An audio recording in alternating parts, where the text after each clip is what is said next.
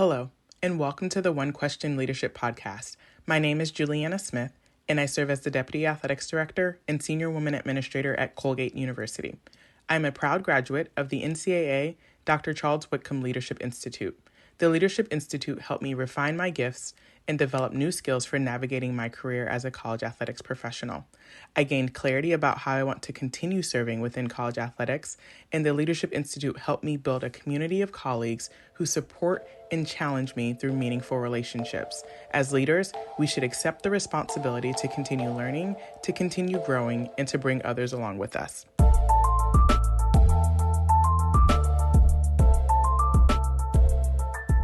Greetings, this is Ty Brown, and welcome to the One Question Leadership Podcast, where we highlight executive and organizational leadership. Be sure to follow us on Twitter and Instagram at 1Q Leadership. Our guest today is Andy Rowdon. Andy is a Senior Associate Athletics Director for External Affairs at Eastern Michigan University. Greetings, Andy. Thanks for joining us. Oh, Ty, thanks for having me. I'm really excited to be here. I'm looking forward to a great conversation. Yes, sir. I'm excited to have you on. Now, you've been at Eastern Michigan almost 5 years there, and your career spent time at LSU, Arizona State, Texas Tech, Georgetown, Old Dominion, and just a number of different places, primarily working in marketing and revenue generation. You've been in the industry for almost 16 years, so you have a wealth of experience. Yeah, it's funny. I tell people I can tell you what it's like to live in any time zone or any climate in this country. So, right. But I've been very fortunate to work at a lot of great places. Yeah, I'm glad to have you on. We had to reschedule a couple of times. You talk about having kids that start school and get sick. I'm sure I don't know anything about it, but I know that's a lot to deal with when you're a parent, right? It is. It's one of those things, right? You learn you think you have your life going, and then all of a sudden you have kids, and it's a whole nother adjustment. So, but thank you for your patience with me. Yes, sir. So I want to have you on here for a couple of different things. Really, I want to talk creativity and marketing, but I also want to talk about working with a leader such as Scott Weatherby up there at Eastern. The first question I ask you is about marketing, right?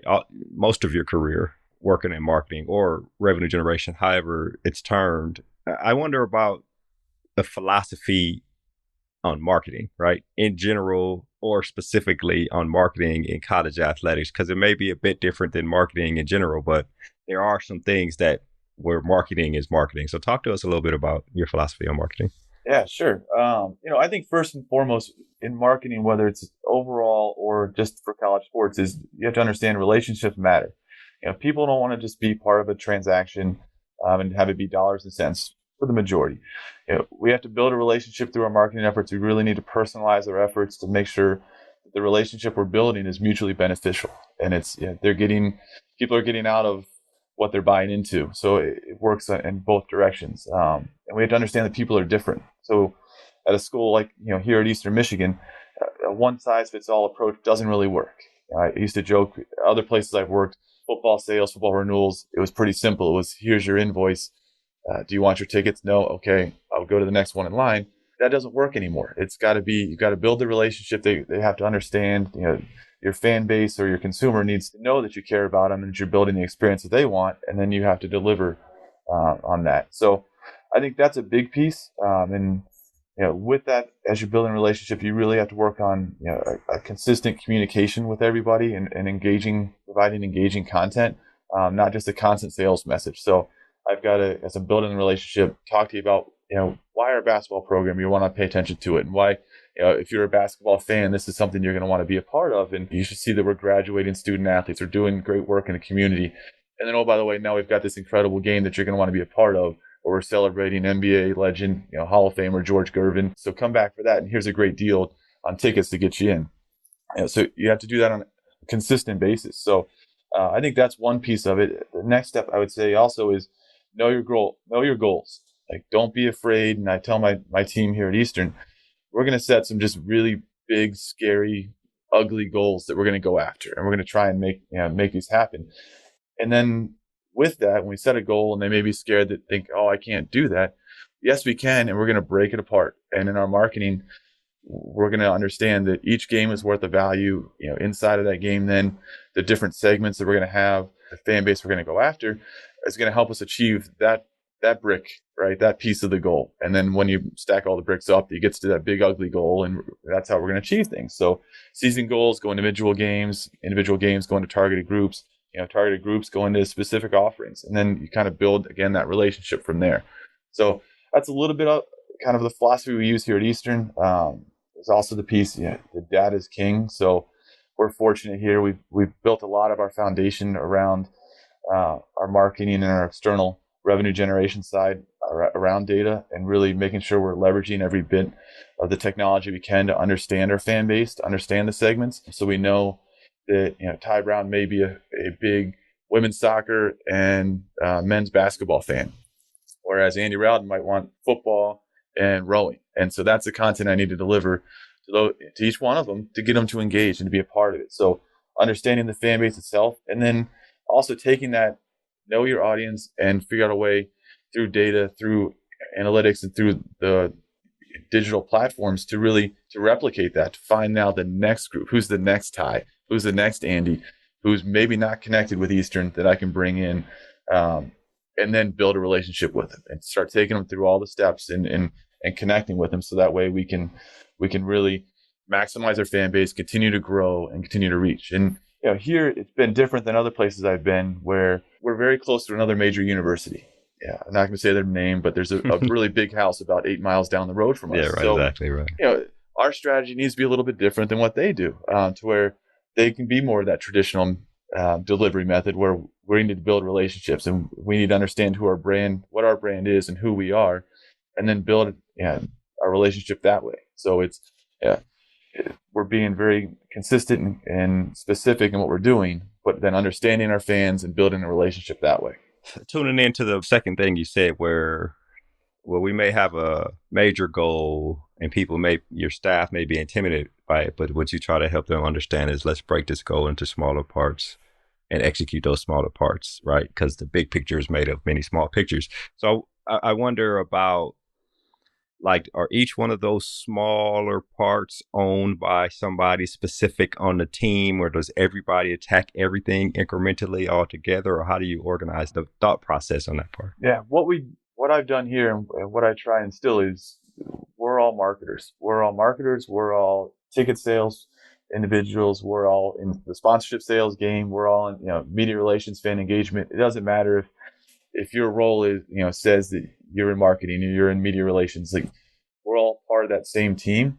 And then I'm going to ask everybody to help me break down, what do they think this game, what do we think we can do for season tickets for sales for the year? What do you think we can do when Toledo comes up on a Tuesday night from action versus Western Michigan coming across for a game on a Saturday? So I want everybody's input, and that way the collective thought, everybody's starting to get to buy into it.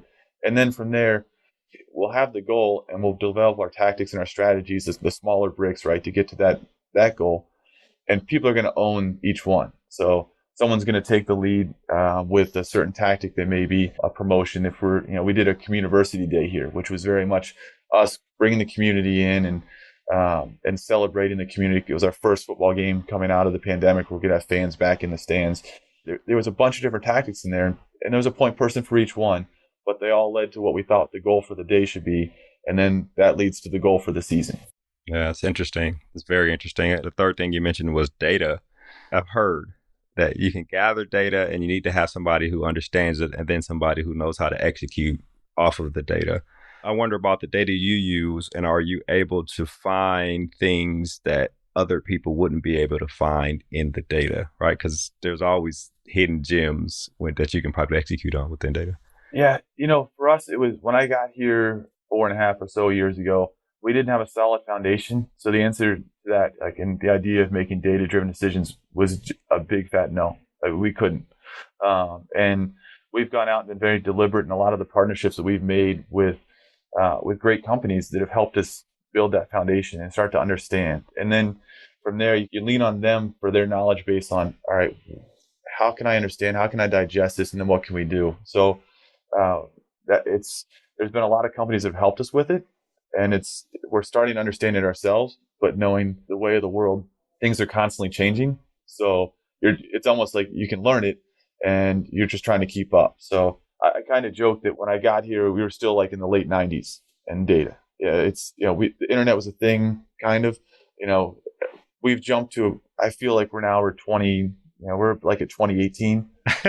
So we're catching up. Yeah. And we're taking leaps and bounds. And the team has been awesome, where they've jumped in and we love every bit of it, to where we're trying to understand email segments that we're using, and what's the response rate, and how are the conversions going? What message are we testing? A/B testing the messages on emails.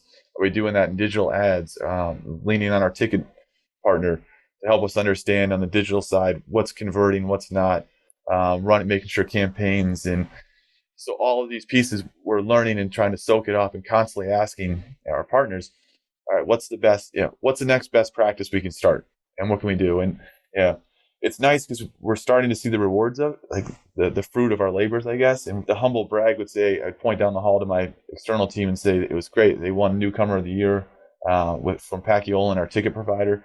So it's great when we can say, UCLA was up for it and a couple other Power Fives, but we won it because we were the ones that adopted and thought and really and soaked everything in. And so it's those partnerships that are helping us really take those next steps and utilize data. Yeah. What's interesting about that is, it's something I call the productivity motivation cycle, right? You guys started, you learned, and now you've been recognized for your efforts. And with that, it's going to motivate you to be even more productive in terms of what you're doing with the data and that kind of thing. So yeah, you're exactly right. It is. I mean, you see, first they thought, oh, that's an award. We joked when we started going into the process of converting ticket systems, making that adjustment. And I told them, we're going to win this award. And we can't do that. Yes, we can. We can do it. And they start seeing how things are going. And of course, we did it through the middle of a pandemic. So that's a whole nother story. That's like podcast 2.0 we can do. Right. Yeah. But it was, it allowed us to kind of slow down and look and not have to worry about football ticket sales, because we couldn't, and find other ways to use a platform or to pull that platform and do something different.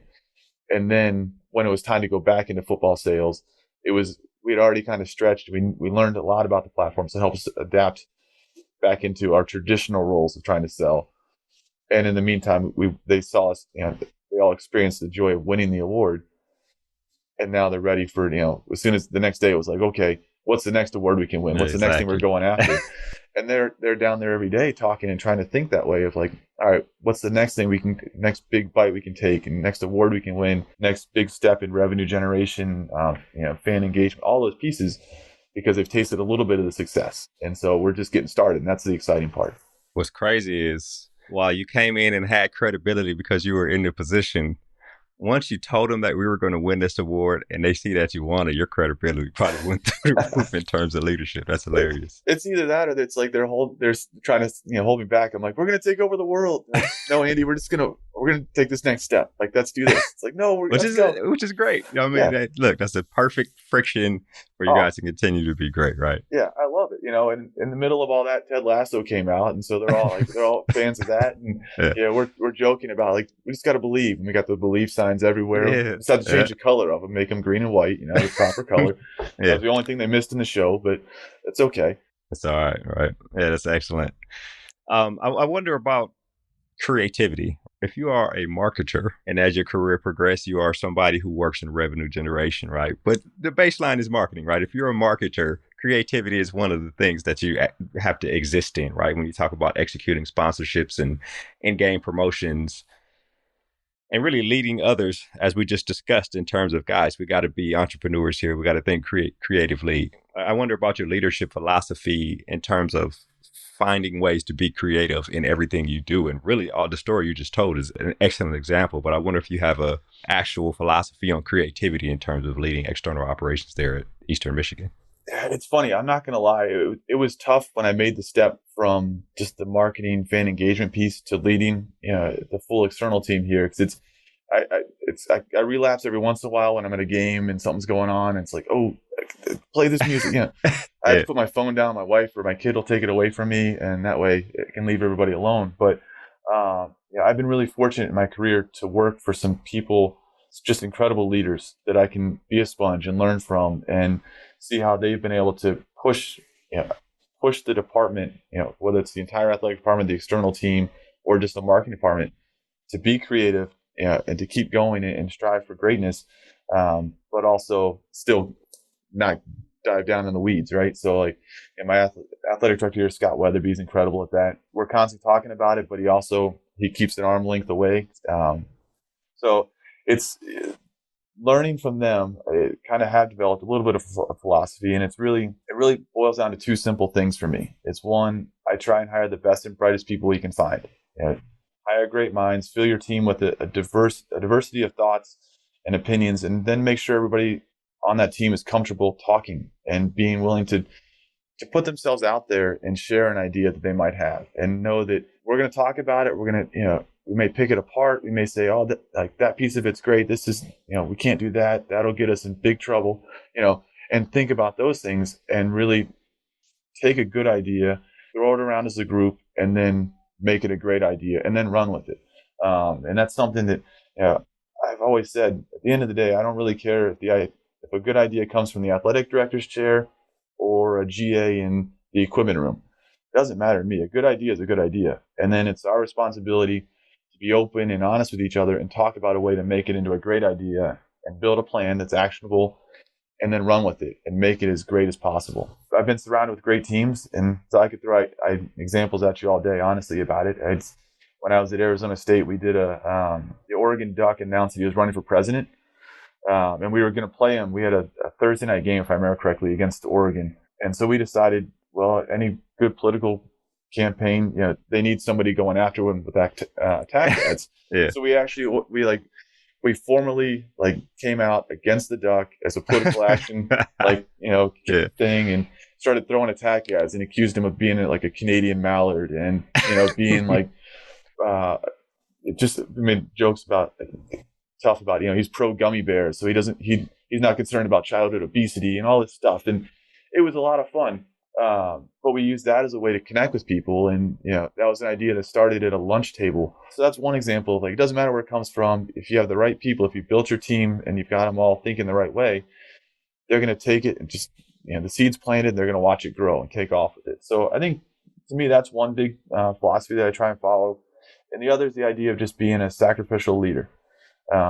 People talk about servant leadership and everything. And Scott Weatherby he's talked to me. It's more about being a sacrificial leader, and it's, you have to be the leader that doesn't care about the glitz and glamour of being the guy, the person that's getting all the credit. You have to be comfortable not having all the answers. Be able to sit in front of my external team and say, I don't know how we sell this game.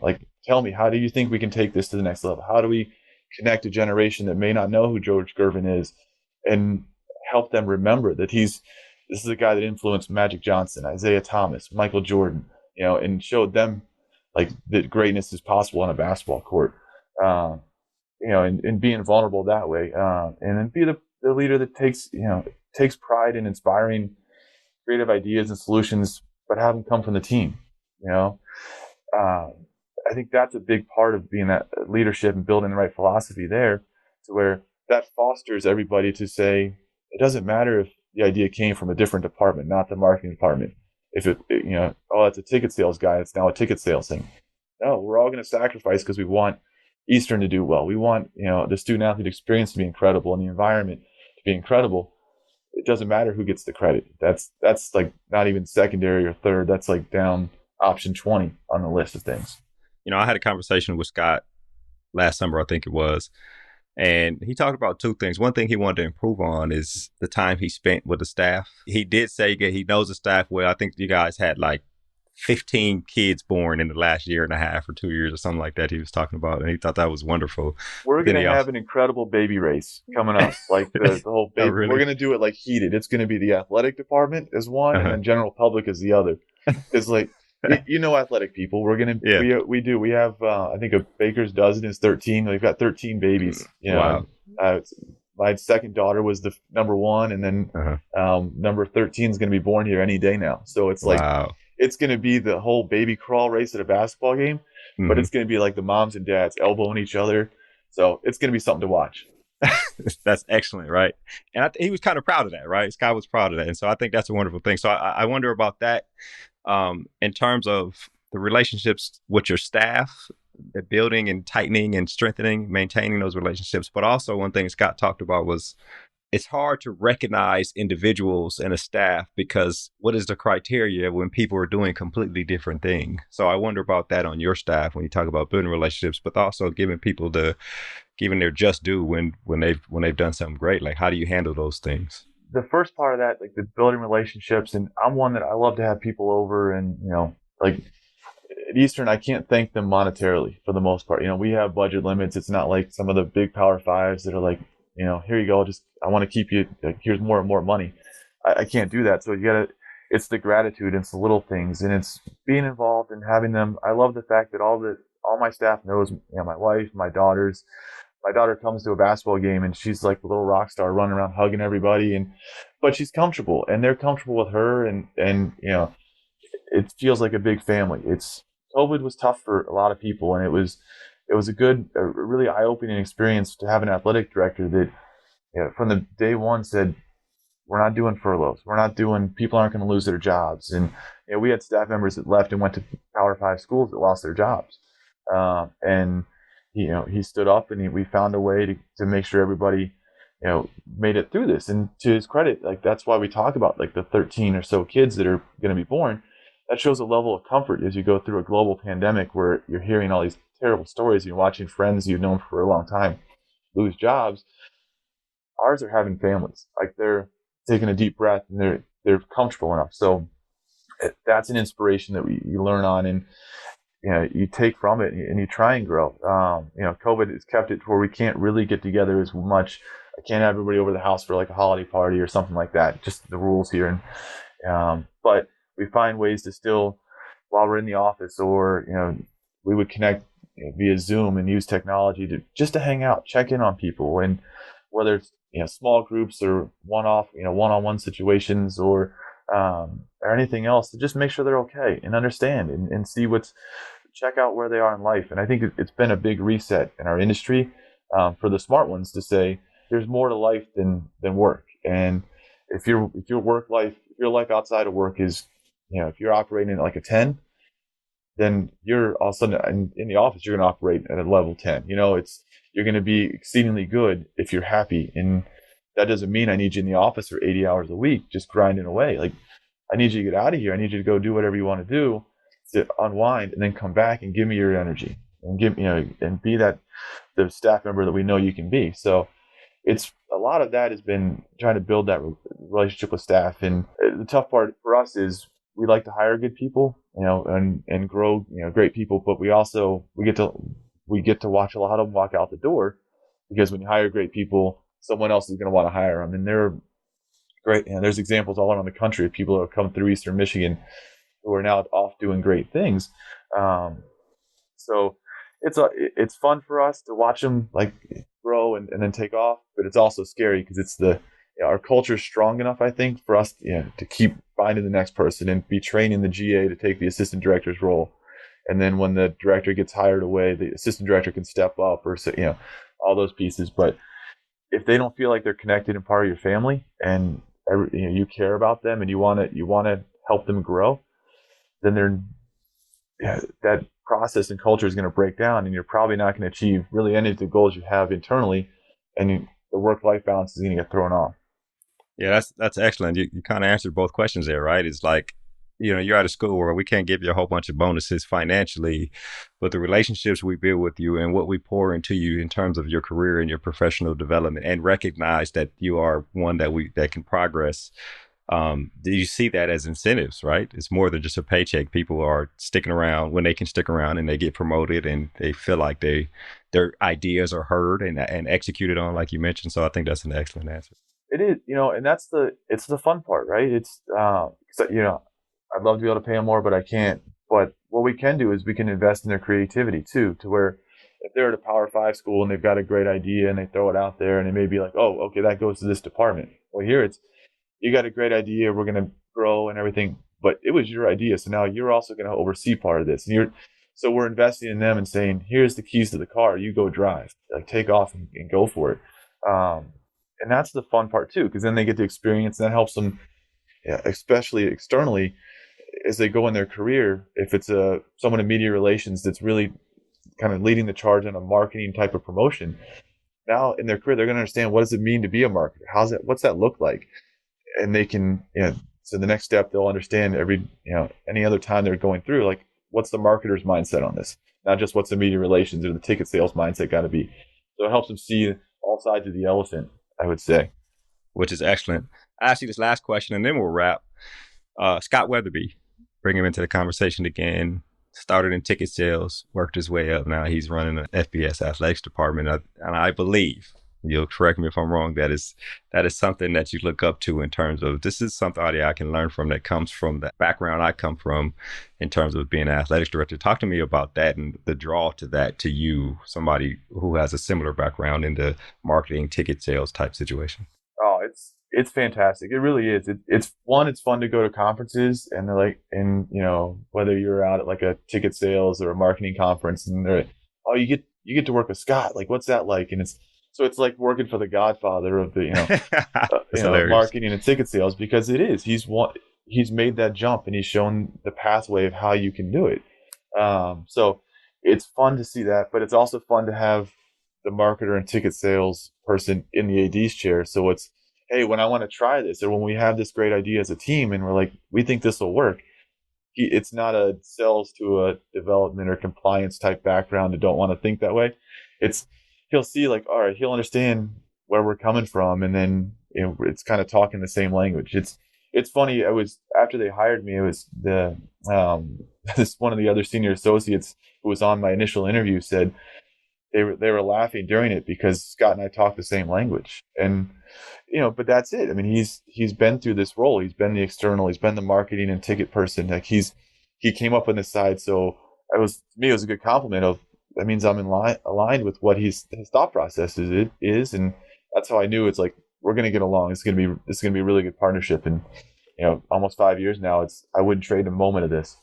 Yeah. Well, that's excellent, Andy. This has been an excellent conversation. I'm sure the people at Eastern Michigan appreciate having you there. And it sounds like you have a good experience in executing good leadership with your staff there at Eastern Michigan. I really appreciate you joining us here on the One Question Leadership Podcast.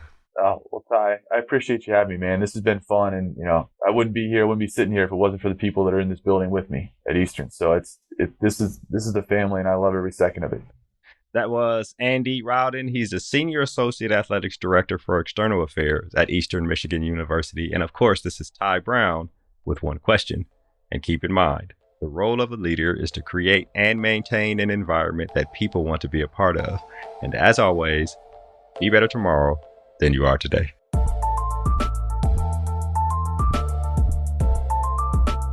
This episode of the One Question Leadership Podcast is produced by Spades Media Group, solving problems using creative leadership.